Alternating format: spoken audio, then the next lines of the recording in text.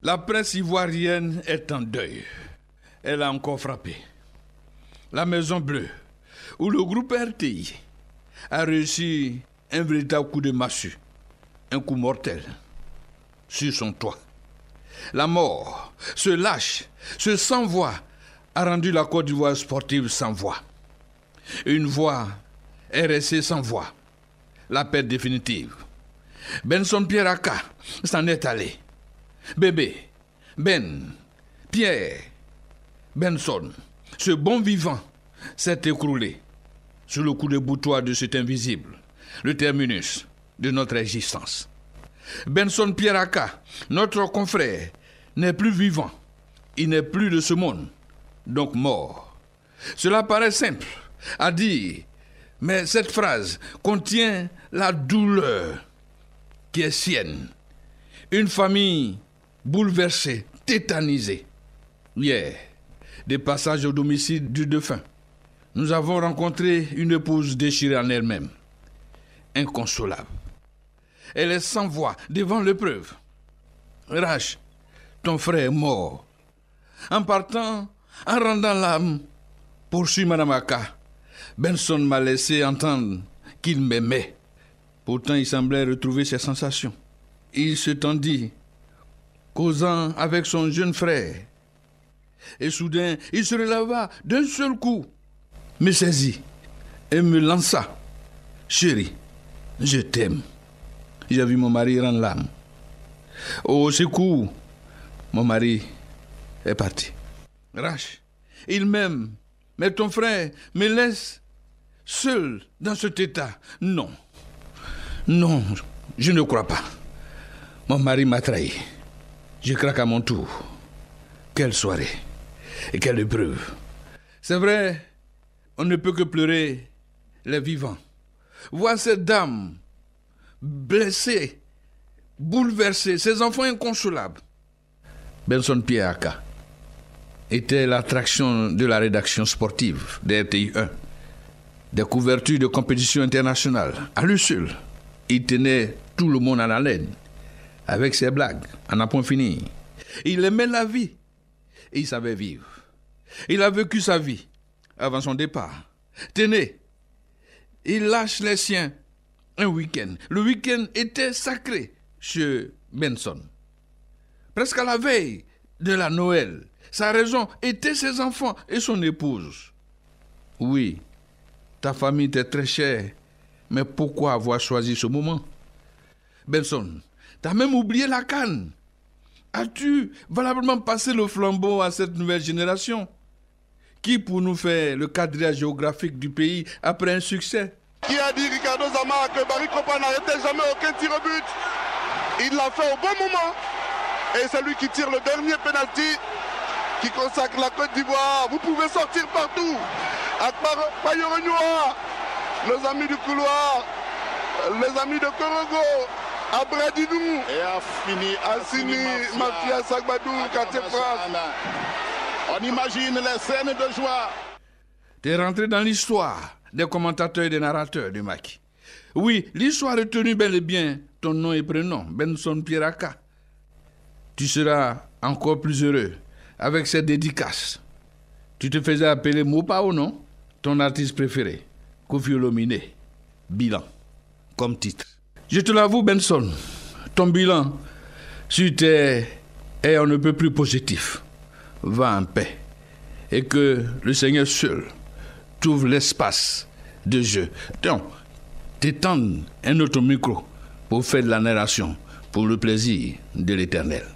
Voilà la vérité.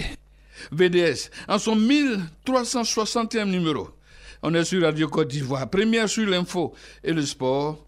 Je suis Rachel Sankwasi. Benson, cette émission était entièrement dédiée, va en paix, cher frère. Tirage au sort des 8e de finale de la Ligue européenne des clubs champions. Un tirage trahi par la technologie. La reprise après la force alerte donne un explosif PSG Real Madrid. L'autre club français, Lille, ira à l'école du champion anti Chelsea. Les 8e de finale à la loupe au forum de la presse. Deuxième pan de ce forum, l'élection de Samuel Eto'o Fils à la FECAFOOT, la Fédération camerounaise de football. la marmaille a été vaincue par la réalité du terrain parce que Eto'o était justement un acteur du terrain. Retour normal des choses au Cameroun, on en parle également à ce forum de la presse. Yo Degafolo s'occupe des opérations techniques. Franck Nguessan, lui, à la réalisation, aidé de Yapo Akishi, le lauréat de la 2e édition de Talent des Sports, et puis Abdou Eric, qui également se joint à nous désormais. Tous nos lauréats sont au complet. Ceux de la première édition, Franck et Dambélé, sont depuis peu avec nous, et Yapo et Abdou se joignent à nous pour grossir un peu l'effectif de Radio Côte d'Ivoire. Bon stage à vous, messieurs les lauréats. Vous êtes sur Radio Côte d'Ivoire. Activité du ministère des Sports. Le ministre des Sports organise depuis ce matin dans un hôtel de la place un séminaire de renforcement des capacités portant sur le thème bilan et perspectives pour une Côte d'Ivoire solidaire. Objectif, renforcer les capacités techniques et managérial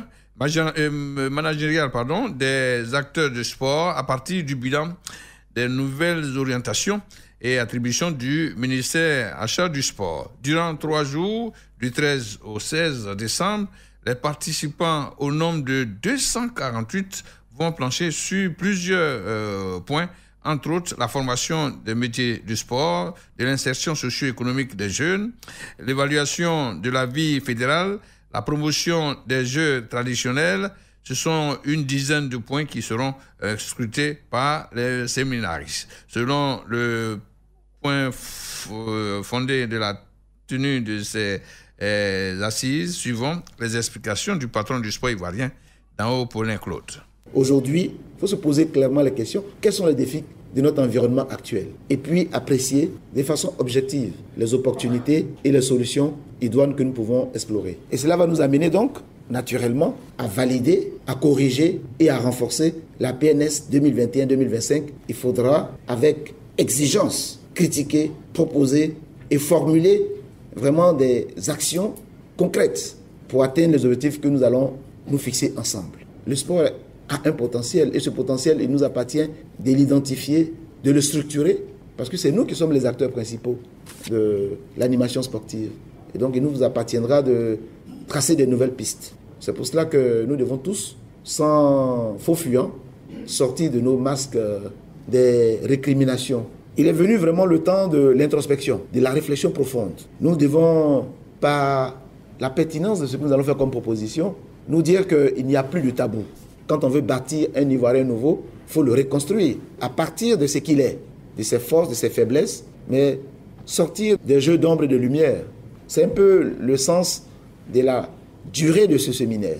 Venu d'horizons divers, président de fédération, directeurs régionaux et départementaux, organismes partenaires et le personnel d'appui espèrent tirer profit de cette expérience. La réaction de quelques participants au micro de Franck Nguessan. Madame Loa Koulibaly Sylvie, directeur régional de la promotion des sports de la région du Lot-d'Ivoire. Nous avions vraiment besoin de ce séminaire pour accorder nos violons, nous aller maintenant avec le ministre de la nouvelle vision, celle d'être davantage plus proche de la population, celle de faire participer davantage la population elle-même aux activités sportives pour son bien-être, pour sa santé. Habib Sanogo, directeur général de l'Institut national de la jeunesse et des sports. Tout le monde a répondu à l'appel de monsieur le ministre. Nous sommes venus pour réfléchir sur les bilans et les perspectives donc, de notre ministère. Puis notre ministère a changé d'appellation et donc d'orientation et nous devons nous accorder pour que de façon harmonieuse, nous puissions atteindre les objectifs fixés par le gouvernement et surtout par le président de la République. Donc nous sommes très heureux de participer à ce séminaire et nous espérons qu'au sortir de ce séminaire, en tout cas, nous aurons de bonnes résolutions pour la suite de nos missions. Kwame Kwadjo Jano, président de la Fédération ivoirienne d'athlétisme. À la fin de ce séminaire, ce que nous espérons, ce sont des recommandations et des résolutions fermes et concrètes que nous attendons pour pouvoir faire avancer notre sport. Assemblée générale élective à la Kwame Jean-Marie Rampil pour un nouveau mandat de 4 ans. À la Kwame Jean-Marie continue donc l'aventure à la tête de la Fédération ivoirienne de cyclisme. En effet, après un premier mandat convaincant, les clubs lui ont renouvelé leur confiance pour les 4 prochaines années. Hier dimanche, au thème de l'Assemblée générale élective au CNO, une des rares fédérations à avoir tenu son assemblée au siège du CNO. C'est ce qui devait être, étant donné que le cyclisme fait partie des disciplines olympiques. Seul candidat à sa propre succession, Alla Kwame, Jean-Marie, a été plébiscité avec 35 voix. Les présidents du club espèrent beaucoup pour ce tout autre mandat. Écoutons les attentes de quelques-uns d'entre eux au micro de notre reporter. Président du victorieux club cycliste de Daloa, nous sommes satisfaits de la réélection du président Alla Kwame qui a commencé déjà du travail et nous espérons que le travail sera suivi davantage avec ce nouveau mandat. Emma Croix, présidente fondatrice de Makori Vélo Club, je voudrais qu'il ait plus de moyens, recherche de financement pour que les clubs puissent vraiment l'aider dans sa politique, surtout la politique du genre et puis la formation des enfants. Jean Yao René, président du Vélo Club du Nzi. Ce que nous attendons du président, c'est que vraiment nous, les clubs de l'intérieur, vraiment, ils puissent penser à nous et avoir un œil attentif à tout ce que nous faisons dans nos différentes localités. L'adjudant-chef Soro Kanegi, le chef de la section Soa Cycliste, la seule chose qu'on peut demander au président lui-même, c'est d'aller faire des porte à porte pour pouvoir permettre au club d'avoir des sponsors. Alla Kwame Jean-Marie dit mesurer l'ampleur de la tâche qui lui a été encore confiée et espère compter sur toutes les intelligences afin de réussir sa mission. L'accent sera mis sur le recrutement de jeunes pour rajeunir donc, et les clubs et l'équipe nationale de Côte d'Ivoire, surtout les jeunes filles. Il y a des chances d'être aux Jeux Olympiques de 2024 à Paris. Et nous allons vraiment mettre l'accent dessus et certainement que nous réussirons ce pari qui est important pour nous. Nous avons commencé à faire appel à certaines institutions, à certaines sociétés pour organiser des grands prix. C'est une des façons pour nous de pouvoir renflouer les caisses de la fédération. Si effectivement ces institutions, ces sociétés nous viennent en aide en organisant des grands prix, l'année dernière nous avons réussi à obtenir le soutien de 2. Nous espérons pouvoir obtenir le soutien de 2 ou 3 autres cette année. Ça faisait une vingtaine d'années qu'on n'avait pas obtenu de médaille d'Afrique. Grâce à une jeune dame, nous avons obtenu 2 médailles cette année. Présent pour superviser le scrutin, l'émissaire du ministère à charge du sport se félicite de l'environnement dans lequel se sont déroulés les travaux. Gako Emile. L'AGOE s'est très bien déroulé dans un climat de convivialité. Il a eu lui-même à le dire, il a eu à s'entretenir avec le ministre. Je crois que les deux se sont parlé, en interne aussi, et je crois que beaucoup de choses se feront pour cette nouvelle saison 2022. Sur le plan technique, essayer de revoir non seulement au niveau du statut et règlement, revoir un peu, faire un toilettage pour que tout le monde soit aussi au même niveau d'information et le côté technique, je crois que la direction technique nationale va s'y atteler pour pouvoir mettre en place une bonne planification pour que le cyclisme puisse aller de l'avant. Je rappelle que les 4 prochaines années, Eric Yava a été reconduit au poste de commissaire aux comptes.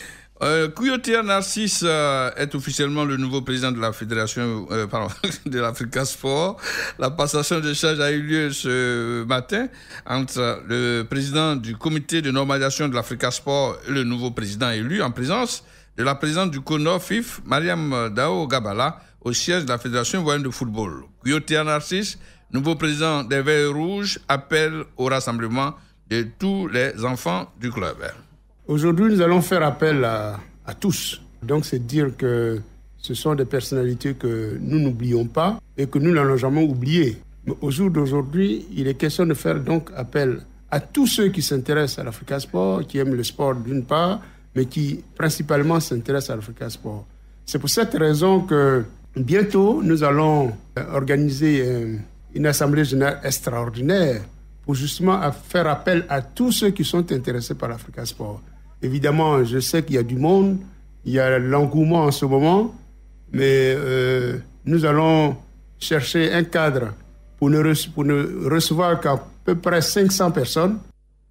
Yves Zogbo Junior, président du comité de normalisation de l'Africa Sport, a saisi ce cadre pour faire le rapport de sa mission. Ainsi, il déclare 64 personnes salariées à hauteur de 13 millions par mois, comme soutien 30 millions de caution des candidats à l'élection du nouveau président le 28 novembre dernier et 4 millions de subventions seront remis au nouveau président élu. Tout comme Kouyotea Narcisse, Yves Zogbo Junior lance un appel au rassemblement pour une union sacrée autour de l'Africa Sport. Le plus important, c'est de rassembler, de fédérer, d'appeler à tous les frères pour que ce club-là renaisse. Moi, pour ma part, je remercie toutes les parties qui auraient pu bloquer même le processus. Mais par amour pour le club, ces personnes, que ce soit le président Vagba, le président Bailly, Doré, Légré, le président Chekna et autres, vraiment, pour moi, j'ai eu la chance d'avoir autour de moi que des aînés qui ne voyaient que l'objectif Africa Sport. Quand Gao Gabala a reçu la remise de la subvention de la saison dernière au nouvel homme fort de l'Africa Sport, tout en espérant voir l'Africa Sport détenir au moins un compte bancaire, dit que ce club a fonctionné et qu'il ne disposait pas de numéro de compte bancaire. Comment faisaient-ils, ces dirigeants, de l'argent à leur octroyer? Comment est-ce qu'ils faisaient? Des magouillas, des usureurs, qui tenaient de l'argent main à main. Le club n'a pas de compte, C'est inadmissible. C'est tout cela qui a mené la normalisation à faire du boulot pour ce nouveau président élu. Il a du pain sur la planche, Kouyotia Narcisse. Nous ne voyons pas la face parce qu'il y a du chantier. Le chantier est encore vierge au niveau de l'Africa Sport. Fait des mines aussi, parce que il faut faire très attention. Vous êtes sur Radio Côte d'Ivoire. La directrice générale de l'Office national des sports, ONS, Mariam Kone, était face à la presse ce lundi pour le point de l'avancement des différents travaux des infrastructures sportives de la CAN 2023. Réalisation, selon elle, à 70% et le financement de la CAN 2022 au Cameroun. Soit 4,7 milliards, c'est le montant du budget alloué aux éléphants pour la prochaine CAN en janvier prochain au Cameroun. Demain, ça va être notre Sougra, 4,7 milliards. C'est une augmentation de 700 millions. Elle dit que c'est le nombre a augmenté au niveau des joueurs. 23, on passe maintenant à 28. Mais quand on passe à 23, c'est 5 joueurs de plus, hein. Ça ne rime pas bien avec l'augmentation de 700 millions.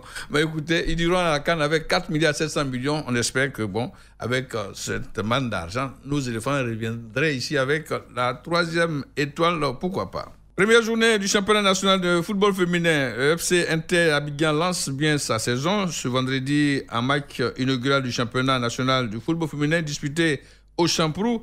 FC Inter Abidjan a pulvérisé la jeunesse club de Marcory 11-0.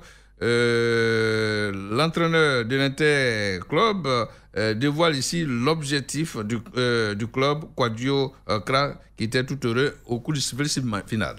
Ça fait déjà plaisir parce que voir les filles marquer autant de buts, peut-être ça va nous servir aussi dans l'avenir. Donc on a dit aux filles de se battre, aller jusqu'au bout, pas d'égal. Donc c'est ce qu'on a fait. L'année passée, nous avons perdu en finale contre l'Africa.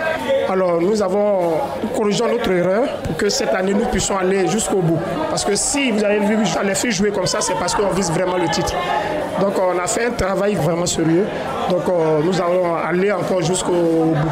Je n'ai pas encore vu les autres jouer, mais je pense qu'aussi nous avons nos mots à dire. Nos filles, elles sont vraiment motivées. Et puis aussi, on a des filles qui ont joué dans les grandes compétitions déjà.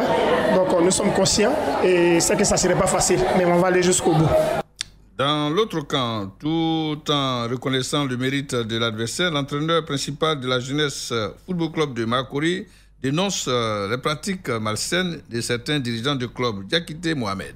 Je félicite d'abord Inter d'Abidjan, mais nous au niveau de Marcory, on a eu pas mal de difficultés cette année parce que j'ai 8 titulaires qui sont partis. Donc une équipe féminine qui a 8 titulaires qui sont partis ailleurs, donc nous sommes en reconstruction. Au départ, c'était une famille, mais avec l'intention malsaine de certains dirigeants, c'est devenu la jungle. Donc on vient, on sudoie les filles avec de l'argent, on les blague. Je sais qu'il n'y a pas une équipe qui donne salaire aux filles. On donne ce qu'on donne moyennant 10 000, 20 000, 30 000. Tout le monde le fait et il les prime. Mais quand il y en a qui viennent blaguer les filles, on peut vous donner 60 000 francs. Je dis qu'ils arrêtent de faire rêver les filles. C'est ça qui a commencé. Donc, mais de toute façon, moi je dis à mes filles, je ne peux pas empêcher une de partir. Si tu décides de partir, t'as mis. Bolou Daniel de la Ligue amateur chargée du football féminin se réjouit du bon déroulement de cette journée d'ouverture et lance un appel aux uns et aux autres. Pour cette première journée, nous sommes bien partis. Le lancement était bien fait. Tout s'est bien déroulé. En ce qui concerne le niveau moyen, 11-0, on prend parce que c'est le début. Mais on s'entend à ce que le niveau soit relevé au fur et à mesure que nous allons rentrer dans le championnat. Donc, rendez-vous pour la deuxième journée. Tout sera parfait. J'appelle tout le monde à prendre conscience du football féminin et à s'y intéresser parce qu'elles en ont besoin, elles veulent qu'on les supporte. Donc, venez pour que nous puissions lancer nos filles.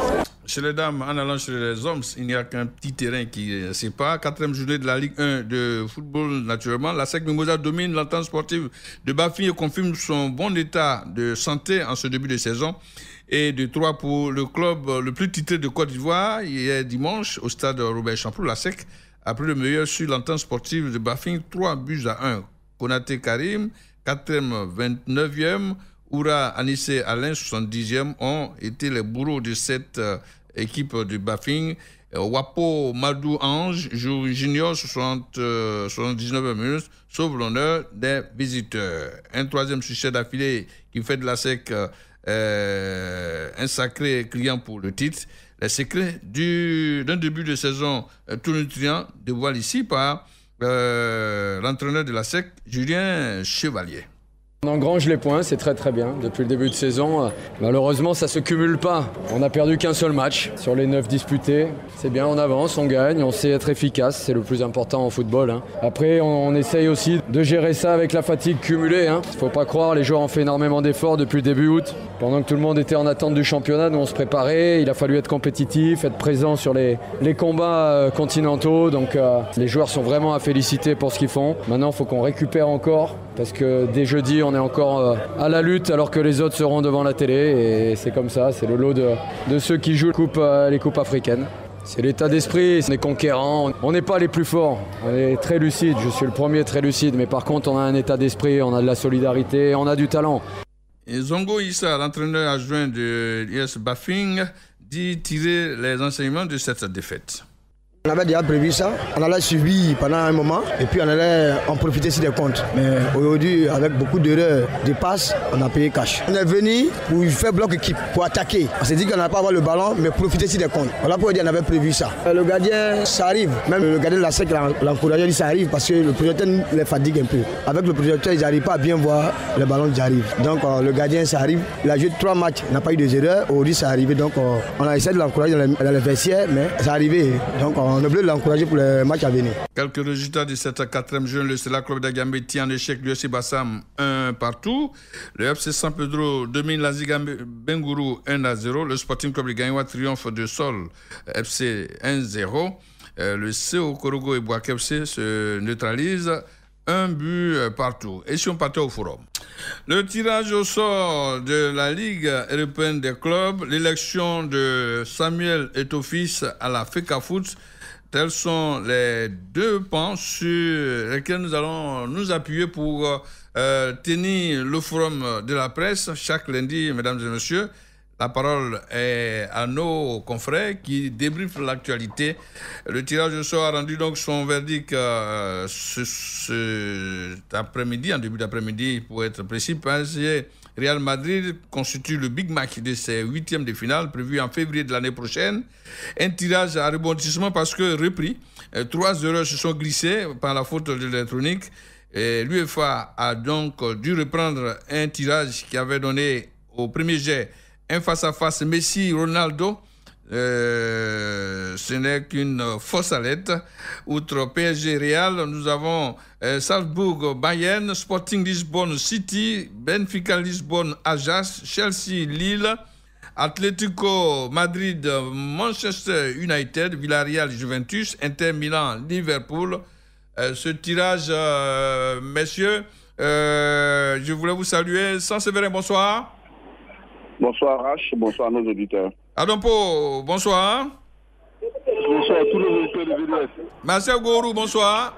Bonsoir Rachid Guestan. Alors, selon vous, messieurs, ce tirage est-il équilibré ou non? À commencer par Saint-Séverin. Nous croyons qu'il y a certains matchs qui en valent le détour, comme la confrontation entre l'Inter de Milan, Liverpool, le PSG et le Real Madrid. C'est vrai qu'on aurait voulu ce PSG, Manchester United, pour nous rappeler de la belle époque où Messi et Ronaldo s'affrontaient. Mais bon, on n'a pas compris le bug d'aujourd'hui. Toutefois, il y a de très bonnes rencontres. Je note par contre que pour Lille, le tirage n'est pas bon parce que prendre le champion en titre Chelsea, une équipe que Thomas Tuchel a complètement transformée, je pense que ça ne va pas être facile pour Lille. Par contre, pour le Bayern Munich, qui prend son voisin autrichien de Salzbourg, je pense que c'est du pain béni pour cette équipe du Bayern Munich qui a un jeu absolument léché. Donc, votre regard là-dessus, et tout le temps jetant ce coup d'œil sur l'Ajax qui nous intéresse à peu plus d'un titre. Alors, et l'Ajax pourrait passer le cap du Benfica, pourquoi pas, pour aller en quart? C'est possible? Oh, naturellement, là, c'est possible parce que je tiens à dire à Saint-Séverin que c'est déjà un tirage au sort. Donc, il n'y a pas à polémiquer là-dessus pour dire que c'est dysfonctionné. Non, c'est un tirage au sort. Donc, c'est naturellement logique ce que nous avons sous la main. Alors, revenant à la question, Rach, je dis que naturellement, logiquement, l'Ajax va passer où les mains. Parce que le match retour se jouera, n'est-ce pas, à la Johan Cruyff Arena, à Amsterdam. Et on sait que les artistes de l'Ajax seront bien positionnés avec toutes les qualités qu'ils ont pour pouvoir passer le cap portugais du Benfica. On se pose la question si le mercato pouvait tout changer, tout chambouler. Beaucoup de spéculations actuellement. Mbappé va-t-il partir à la Maison Blanche ou non? Au cas où il signerait au Real, on aurait un face-à-face tonitruant parce que bon. Qu'est-ce qui se passe dans mon retour? Je ne comprends plus rien.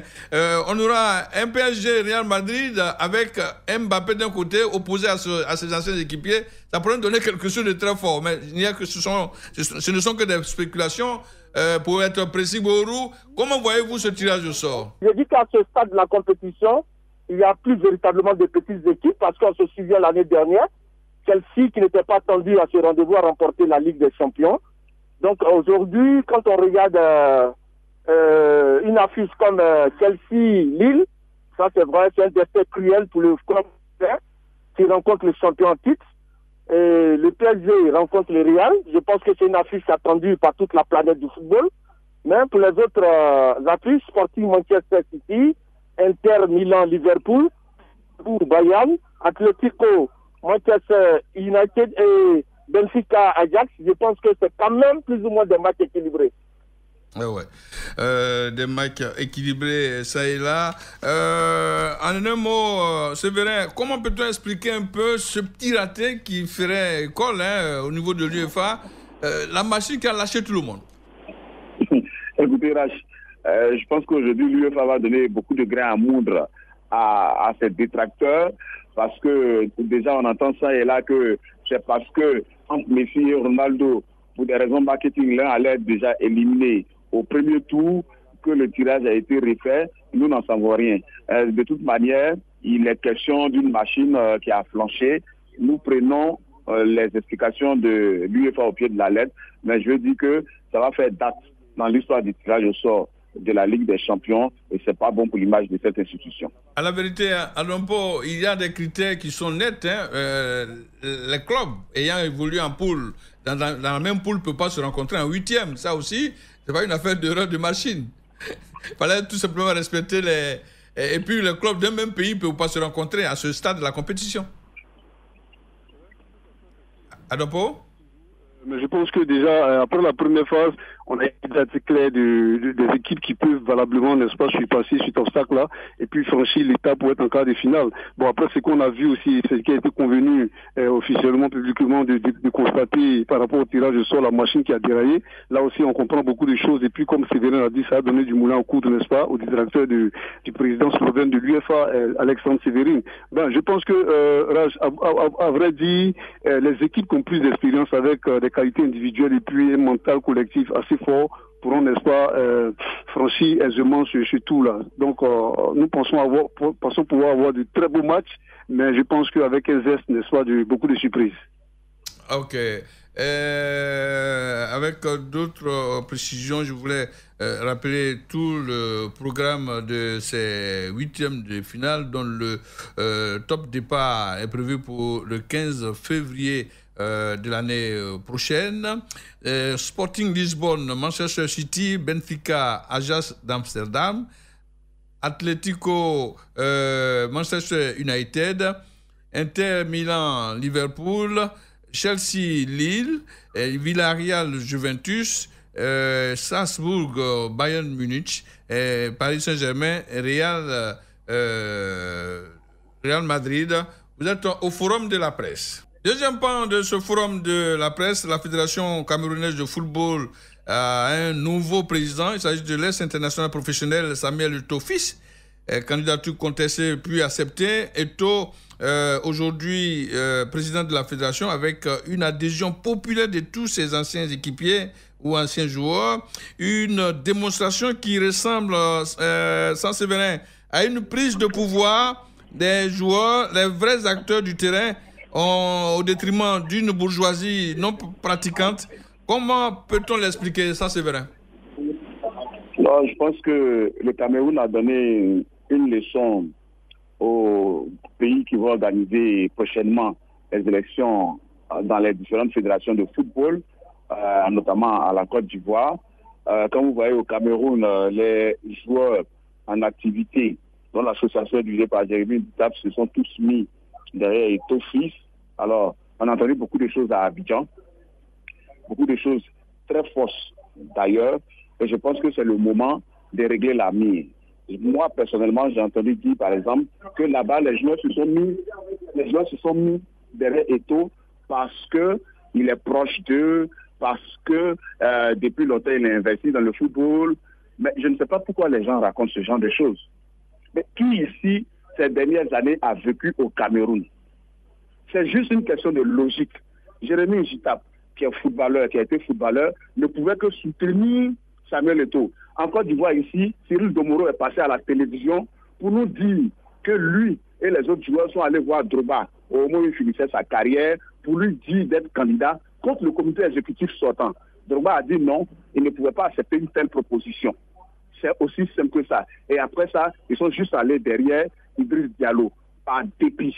Mais au Cameroun, personne ne parle de dépit. Ils ont juste donné leur accord, leur voix à quelqu'un qu'ils estiment être des leurs, tout simplement, sans a priori.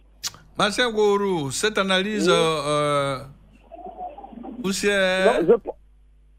pense que l'élection d'Eto'o est quand même le juste retour des choses. Samuel Eto'o, contrairement à ce que mon prédécesseur a dit, était vraiment impliqué dans la chose footballistique de son pays depuis qu'il a raccroché les crampons. Contrairement à celui qu'il a cité, Didier Drogba, qui est resté sur la colline, qui n'est jamais descendu dans la vallée pour se rapprocher des électeurs. Et ça, c'est la différence entre Didier et Eto'o. Et puis d'ailleurs, s'il ne le fait pas, je vais lui dire, en 2018, Samuel Eto'o n'a pas soutenu le grand Antoine Bell, qui est quand même un footballeur, un gardien de but qui n'est pas un chasseur. Donc, ça veut dire quoi? Qu'on soutient les gens en fonction des projets qu'ils proposent, et non parce qu'ils ont une qualité d'ancien footballeur. C'est pas parce que Didier s'appelle Didier Drogba, il a joué au football, et que s'il a un projet qui n'accroche pas les électeurs, et qu'on doit le voter, ça n'a pas de sens, il n'y a pas de logique. Donc, ce qu'elle veut dire, Samuel Eto'o récolte ce qu'il a semé. C'est assez clair. Adampo, vous réagissez comment? L'effet Eto'o est-il comparable à l'effet Drogba ici? Non, mais en vérité, Rach, moi je suis tellement d'accord avec Marcel Gourou parce que quand tu veux, n'est-ce pas, te projeter à diriger, n'est-ce pas, une fêtière, en l'occurrence d'un sport roi dans un pays comme la Côte d'Ivoire, qui est une plaque tournante, n'est-ce pas, du ballon roi en Afrique et même un peu dans le monde, il faut vraiment s'approcher des acteurs. On l'a vu en 2 années ou en 3 ans, ça a été quelques visites sporadiques, mais il n'y a pas eu de concrétude. Donc, Samuel Eto'o, il a préparé son projet, il a même soutenu le président sortant en son temps. Contre, comme Marcel a dit, contre Antoine Bell et bien d'autres. Et là, aujourd'hui, ça a été, n'est-ce pas, une synergie de compétences autour de lui, avec lui. Et naturellement, il a gagné à plat de couture le président sortant. Mais je pense que Samuel Eto'o, n'est-ce pas, a sémé et il a récolté ce qu'il a sémé. Et beaucoup attendent au pied du mur, mais avec ces 5 grands projets, dont le renouveau du football camerounais, le développement réel du foot féminin camerounais et l'apologie qu'il veut donner au football jeune, je pense qu'il pourra, parce que l'association des anciens footballeurs, au même titre que lui, sont décidés à l'aider et à lui prêter main forte. Donc moi je ne vois pas qu'il y ait une similitude. Maintenant à Drogba, n'est-ce pas, de prouver réellement qu'il veut apporter ce renouveau réel-là au niveau du football ivoirien, mais en faisant ce qu'il doit faire, c'est-à-dire être au contact, écouter, entendre, prendre note et puis maintenant se projeter sur le futur. Donc on attend les élections au niveau de la Côte d'Ivoire. Jean-Séverin, aujourd'hui, peut-on aujourd'hui dire qu'il y a véritablement un changement annoncé au niveau du continent? Si demain, aujourd'hui on a Eto'o comme président de fédération, si au Togo on a Adebayor, pourquoi pas, Asamoah Gyan au Ghana, Okocha au Nigeria, Didier Drogba ici, c'est un changement qui se profile dans l'horizon selon vous? Oui, Rachid Guessan, et je pense qu'aucun pays n'échappera à ce changement. Il ne s'agira pas de forcer la main aux électeurs ou quoi. Non, les électeurs vont se rendre compte par eux-mêmes que les footballeurs, notamment quand je reviens à la Côte d'Ivoire, que Didier Drogba a le meilleur programme. Aujourd'hui, j'ai interrogé des présidents de chez Idriss, j'ai interrogé des présidents de chez Sori, j'ai interrogé des présidents de chez Drogba. Pour faire une bonne saison de Ligue 1, pour ne pas qu'on entende un joueur dire qu'il n'a pas été payé, il faut 150 à 200 millions de francs CFA. Cela est contenu dans le programme de Didier Drogba. Chaque club aura cet argent. Si on doit y ajouter ce qui était la parafiscalité, la subvention avant, vous allez voir qu'un club de Ligue 1 peut se retrouver à 250 millions de francs CFA. Et ainsi faire clairement une saison. Aujourd'hui, nous devons parler de projets. Nous devons parler de renouveau du football ivoirien. Les salutations ou bien les appels téléphoniques, tout ça, ça ne compte pas dans un programme. Mais je tiens à rappeler qu'il y a 1 an, il y a 2 ans de cela, je vais le dire à toute la Côte d'Ivoire aujourd'hui, Didier Drogba et Charles lui demandaient de ne se parler pas. Juste parce qu'ils se sont embrouillés dans le restaurant de Ahmed Ouattara. Je dis bien Ahmed Ouattara, qui a parlé de rouage à la télévision. Didier Drogba les fréquentait tous. La dissension est venue à partir du moment où ils ont demandé à ce qu'il soit candidat contre ses anciens patrons. Non, Drogba ne pouvait pas être en ce moment-là, pendant qu'il terminait sa carrière, candidat contre Sori Diabaté. C'est impossible. Candidat contre Sidi Diallo, personnel. C'est ce qui a créé la forme de discorde. Nous sommes ici à Abidjan et ces joueurs-là sont encore là. Eux et Drogba se fréquentaient, on le voyait partout dans les galas, avec les calous. On le voyait partout ici, avec tout le monde. Mais si ça a changé aujourd'hui, nous n'en savons pas la cause profonde, mais pour ce que nous savons, pour les infos que nous avons, c'est juste à cause des élections. Chacun a choisi son camp et c'est tout. Ok, on ne va pas faire un débat. Drogba, Eto'o, le concerné, il est élu président, à commencer par Adompo. Pensez-vous qu'il a les atouts pour réussir, pour devenir un très grand président de fédération, Eto'o fils? Écoutez, le forgeron se forge et puis il arrive par expérience à avoir cette maturité-là. Alors donc je pense que Eto'o pourra. Il a une équipe qui est compétente, il a un carnet d'adresse qui est bien fourni, il a, n'est-ce pas, des acquis. C'est vrai en tant qu'ancien grand joueur, mais en même temps, si je ne me trompe pas, je pense qu'il a pu avoir quand même quelques diplômes requis, à savoir le diplôme de management, le master en sport. Donc Eto'o pourra. Il pourra parce que quand vous regardez un peu le planning de ses actions sur 5 grands chantiers, il peut aboutir. Mais en réalité, il y a ce qui est évident qui est le terrain. Donc à lui maintenant de pouvoir, comme je dis, fédérer toutes les synergies, les compétences pour pouvoir atteindre ce but-là. Comme il tend la main quand même à tous ceux qui veulent, n'est-ce pas, apporter leur contribution au football camerounais, je pense qu'il pourra, n'est-ce pas, relever le défi. Et on l'attend au pied du mur. Marcel Gourou, le défi, c'est gagner la CAN. En cas de défaite, honnêtement, Eto'o sera braisé au Cameroun. C'est une pression pour le nouveau président, selon vous? Oui, tout à fait. Vous savez, lorsque vous êtes élu et que vous commencez par un challenge aussi important qui est la CAN, qui est organisée à domicile, vous voyez que la pression est double. Mais je pense que Eto'o, avant qu'il ne soit président de la fédération de la FECAFOOT, est déjà quelqu'un habitué des vestiaires, des liens indomptables. Il a été capitaine. Après avoir rangé les crampons, il a suivi toutes les sélections camerounaises partout où elles évoluaient. Donc je pense qu'il connaît le football camerounais, il connaît le football africain, il connaît l'environnement. Donc je pense qu'il saura comment coacher, comment manager cette équipe. Et puis bon, je pense qu'il va réussir son premier objectif. Mais je voulais dire à Jean-Séverin qu'on ne décrète pas un changement. Martial, on ne revient plus sur Drogba. On ne revient plus sur le cas de Drogba, je vous en prie. On est au forum de la presse. Petite transition ne doit pas faire l'objet de débat. Non, non, non. C'est juste un effet qu'on a essayé de faire une virgule pour parler comme dans notre milieu. Et cette virgule ne va pas se transformer à un débat. On aura l'occasion de faire ce débat-là. Mais c'était juste une petite comparaison. Mais je pense qu'on veut sortir du cadre de ce forum. Le forum n'est pas véritablement un débat. Monsieur, un petit point qui pourrait vous intéresser, je sais que vous allez traiter cela à la une de vos journaux. La directrice de l'ONS nous annonce 4,7 milliards comme montant du budget des éléphants pour la prochaine CAN au Cameroun. Votre réaction rapidement, sans Séverin? Oui, c'était ce matin dans les locaux de la structure qu'elle dirige à Treichville. 4,7 milliards. Un budget en hausse par rapport au budget de la CAN 2019. Mais ce qui nous réjouit dans cette histoire de budget, c'est que pour une fois, les autorités compétentes seront vraiment regardantes. Ça veut dire que cette manne-là ne va pas servir à payer des billets d'avion de 2 personnes à hauteur de 500 millions, des billets, des bouteilles d'eau de 30 personnes à hauteur de 4 milliards, non. Aujourd'hui, l'État de Côte d'Ivoire aura les yeux dans ce budget. Et ce soir même, Mme Yoda, ainsi que les services du ministère des Sports, ont discuté pour voir si cette somme sera définitive. Si elle est définitive, il faudra bien l'utiliser pour que les éléphants se préparent bien et que comme les Ivoiriens sont au courant de cette somme qui est en hausse, il faut que les éléphants fassent une bonne participation à la CAN pour ne pas qu'on pense gaspillage. Mais Mme Yoda a été claire. Si les éléphants s'arrêtent à une étape de la compétition, les décaissements au niveau du trésor vont s'arrêter. Il faut que les Ivoiriens le sachent. Martial Gourou, je commence par vous avant de revenir à Dompo. Une telle manne d'argent sous les bras d'une directrice de l'ONS, est-ce que la direction du Parlement ivoirien n'était pas la bonne? Aller défendre un tel budget devant les élus du peuple pour impliquer toute la population.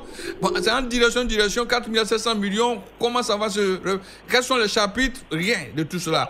Est-ce qu'on ne peut pas changer, faire comme nos voisins ghanéens, d'autres qui défendent leur budget à l'Assemblée? Oui, en fait, vous savez, comme ce matin on était une conférence de presse, on était face à la directrice de communication du ministère des Sports et surtout à la directrice de l'ONS, Mme Yoda. Et nous ont dit que c'était des propositions de budget et le budget faisait 4,7 milliards. Contrairement à 2019 qui faisait 4,2 milliards, mais ce que je retiens, M. Séverin dit aujourd'hui que c'est parce qu'il y aura il y aura plus de besoins par rapport à la situation de la Covid, mais c'est cela aussi gérer une institution.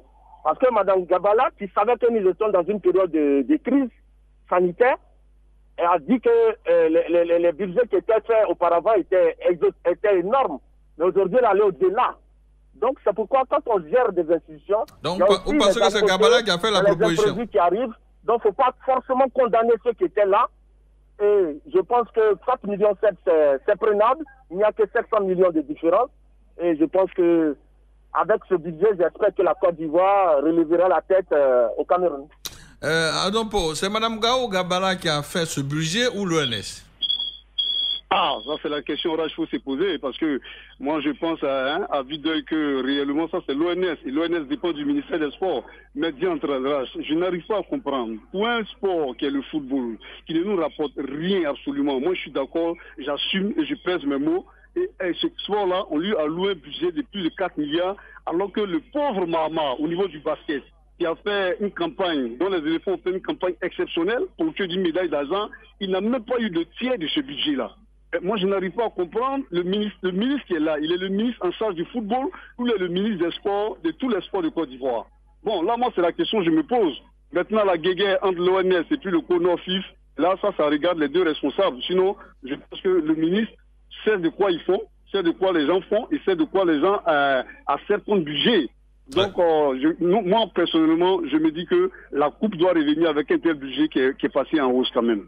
Messieurs, on va terminer. Si vous avez pu le constater, j'ai eu du mal à conduire cette émission.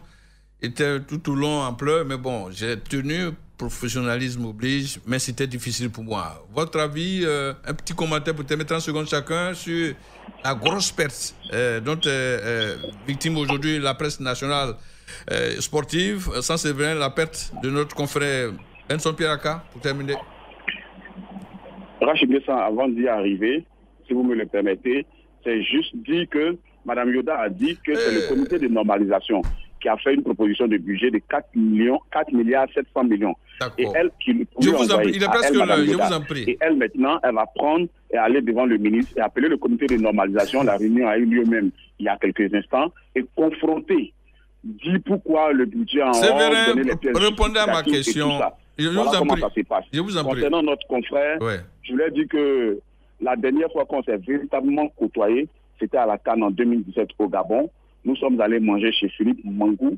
Je retiens de lui quelqu'un de bien, un homme qui aimait la vie, comme moi. Nous étions donc compatibles. Condoléances à sa famille. Adampo, un mot sur le regretté. Alors, je m'incline d'abord sur la dépouille mortelle du confrère. Je dis bien des choses à sa famille, pleurer et à tout le monde. Je remarque que c'est une grosse perte. Un grand professionnel d'une voix volupté qui nous apportait ce baume-là à chaque fois qu'on l'écoutait pour les grands reportages. Mais je pense que c'est la vie et que nous pouvons nous incliner devant la volonté de Dieu. Paix à son âme. Martial? Oui, vraiment, c'est une grande perte. Notre confrère était quelqu'un d'affable, qui aimait beaucoup ses collègues. Et vraiment, quand j'ai appris cette nouvelle, c'était vraiment avec tristesse. Donc, je dis mes condoléances à la famille éplorée. Et j'espère que il reposera en paix. Et voilà ce que je tenais à dire. Je suis vraiment ému. Les mots me manquent parce que c'est quelqu'un que je connaissais de très bien. Donc aujourd'hui, j'ai du mal à parler de lui au passé. Merci. Merci à vous tous. C'est dur. On fait avec notre destin à son point final devant ce carrefour où on ne peut pas l'éviter, la mort. Bon, c'est ainsi fait. On voulait demander au Dieu Tout-Puissant de l'éclairer, de l'avoir à ses côtés dans son royaume. C'est tout ce qu'on peut dire. Demain, on se retrouve, vous parlez des 4 milliards 700 millions alloués aux éléphants pour la CAN 2021. Radio Côte d'Ivoire, Abidjan, 88.fm.